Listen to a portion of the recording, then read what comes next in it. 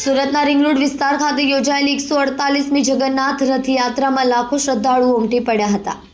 ભક્તિમય માહોલ વચ્ચે રાષ્ટ્રવાદી કોંગ્રેસ પક્ષ શરદચંદ્ર પવાર જૂથ તરફથી લોક કલ્યાણ માટે લીંબુ શરબત વિતરણનો સુંદર કાર્યક્રમ રાખવામાં આવ્યો હતો.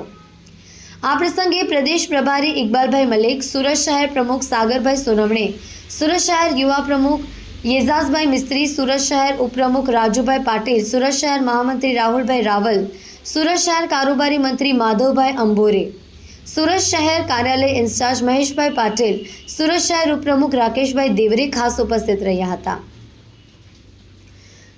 અનુશાસનભર્યા કાર્યક્રમમાં હજારો લોકોએ લીંબુ શરબતનો લાભ લીધો હતો. શરદચંદ્ર પવારજીના માર્ગદર્શન હેઠળ રાષ્ટ્રવાદી કોંગ્રેસ પક્ષ શરદચંદ્ર પવાર જૂથ યુવાનો અને જરૂરિયાતમંદોને પહોંચી વળવા માટે સમાજ માટે સતત સક્રિય છે.